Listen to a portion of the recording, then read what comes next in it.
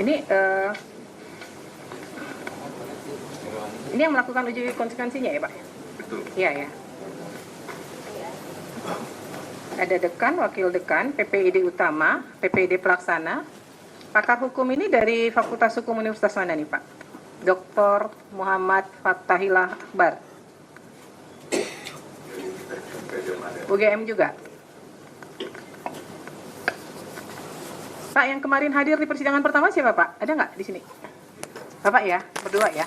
Kan kemarin majelis meminta untuk melibatkan pihak eksternal ya, unsur masyarakat.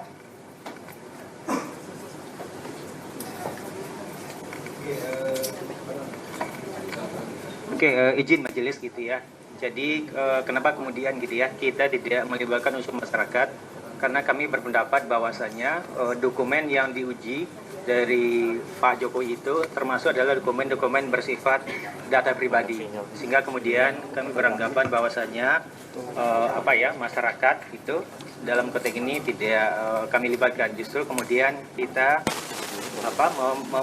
membocorkan gitu ya data pribadi oleh Pak Jokowi, sehingga kemudian karena kami mendapat bahwasannya dokumen yang dimintakan oleh pemohon adalah dokumen-dokumen bersifat data pribadi.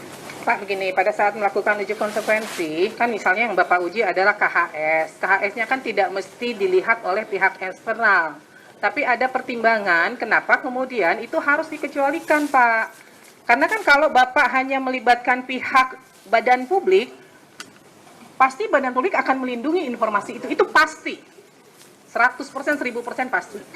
Jadi kenapa kemudian dalam pelaksanaan uji konsekuensi itu majelis memerintahkan melibatkan pihak lain di luar UGM supaya ada pandangan sejauh mana informasi itu kepentingan publik terakomodir di situ.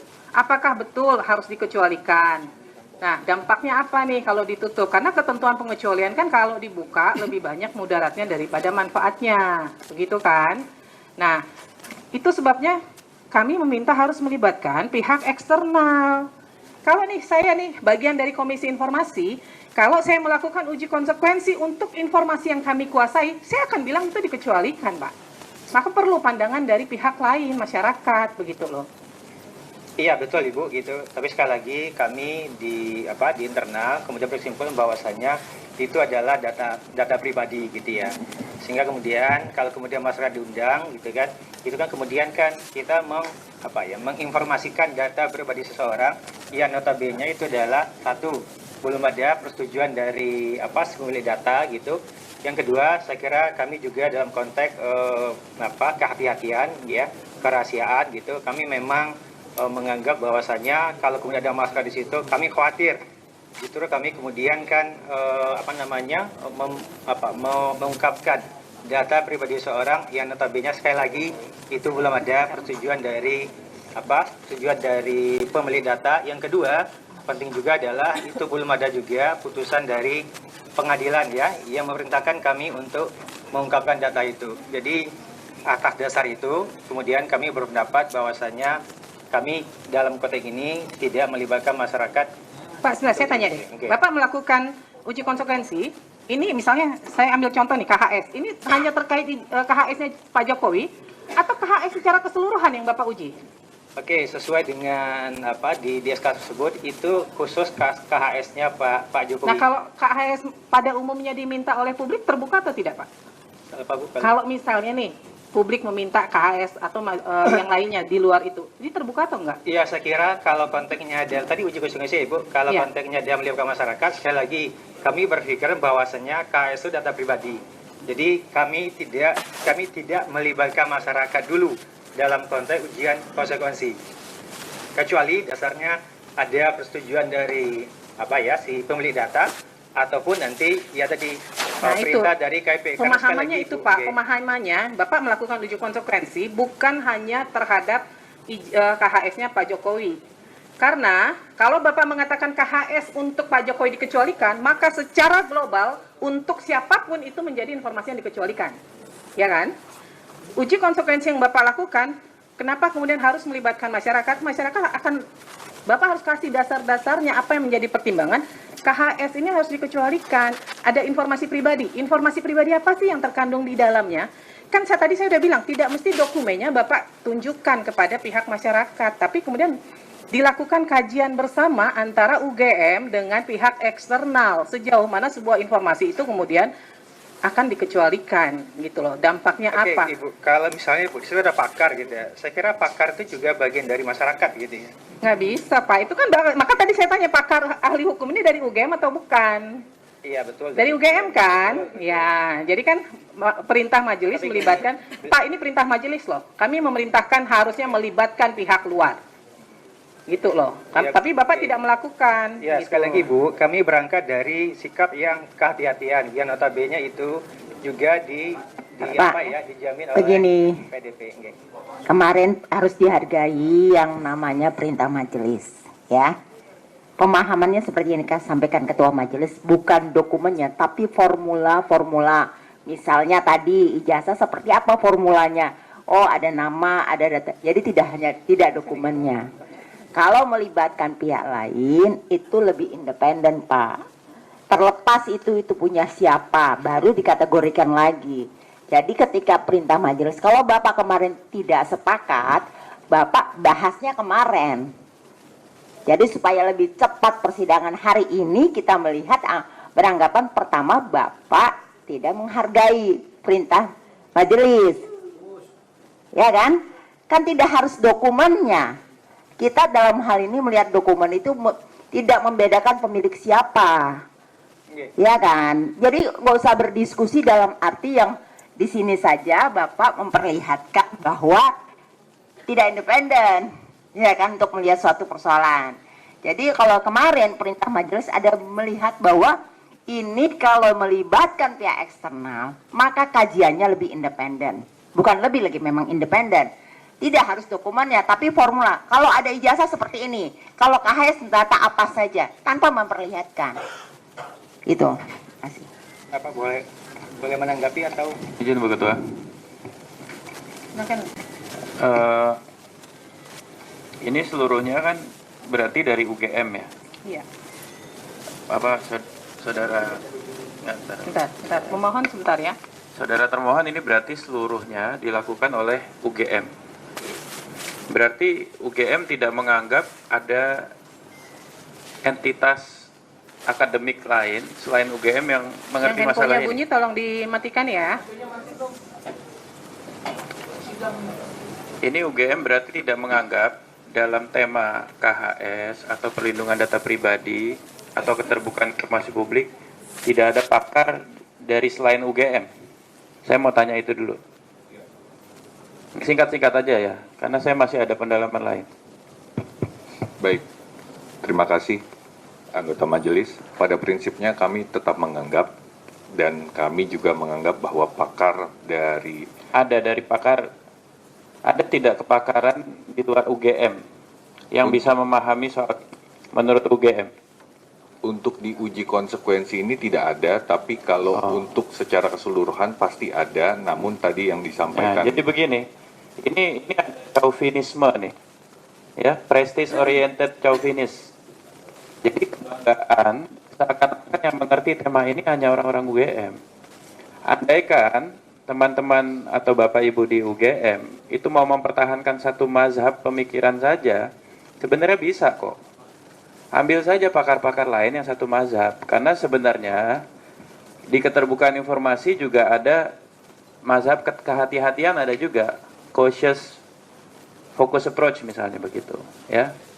Kalau mau ambil kehati-hatian, katakanlah misalnya UGM mempertahankan ini sebagai suatu hal yang jadi apa? Data pribadi. Tadi Bapak bilang, Bapak orang fakultas hukum. Fakultas hukum.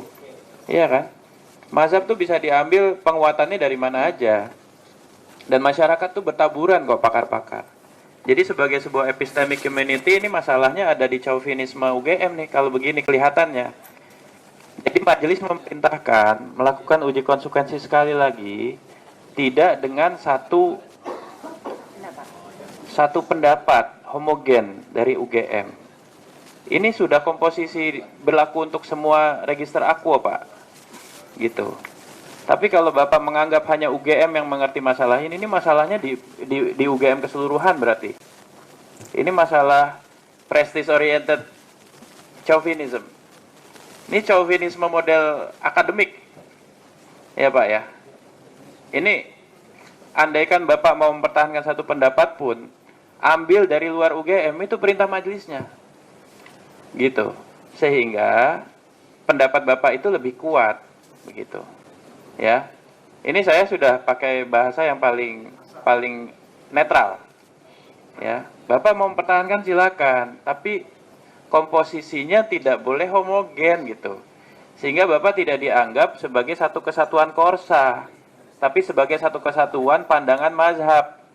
Oke, Bapak anggap ini sebagai suatu hal yang harus dikecualikan, nggak apa-apa. Di luar pun banyak pakar-pakar yang bisa membenarkan itu. Gitu loh. Gitu loh Pak, maksudnya. Dan tadi Ibu Ketua Majelis sudah sampaikan, jangan anggap ini sebagai satu case individu. Perlakuan Bapak terhadap semua pemilik dokumen tertentu, informasi tertentu di UGM begini, begitu loh.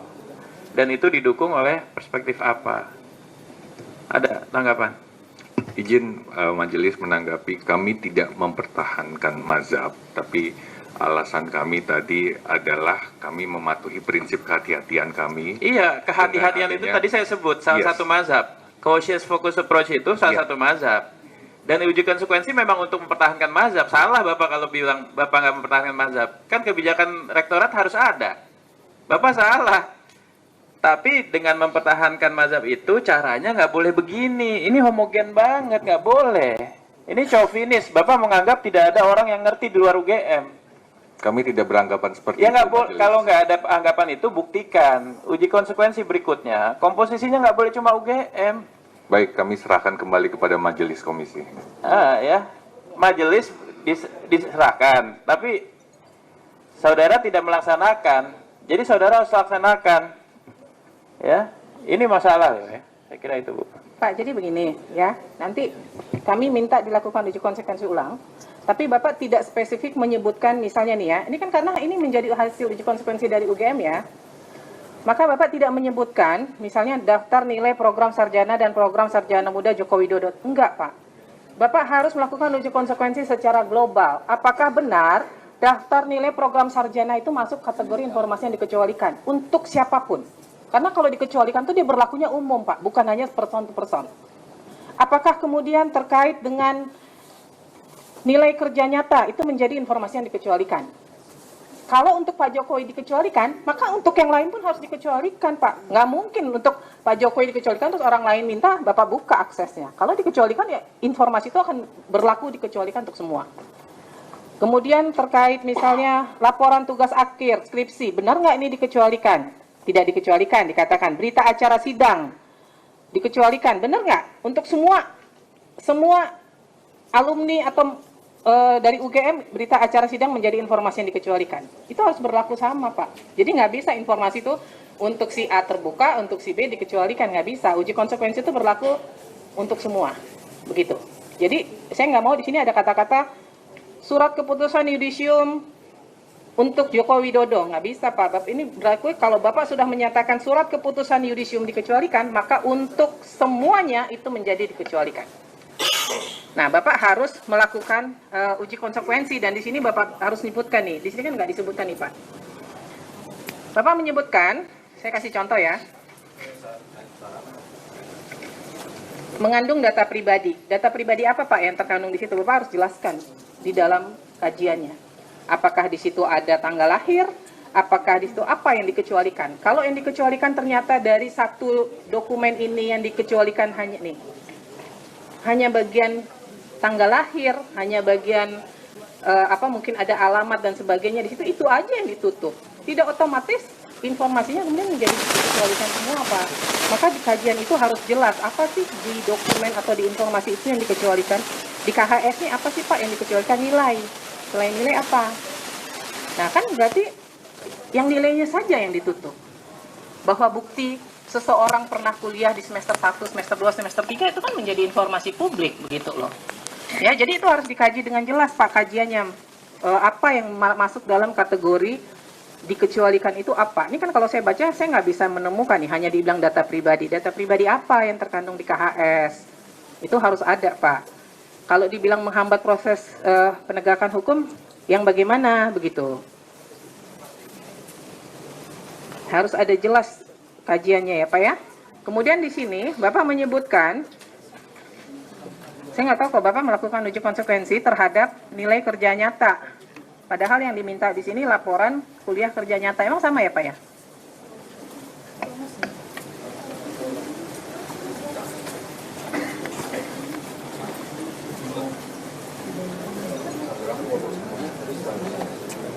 Coba silakan.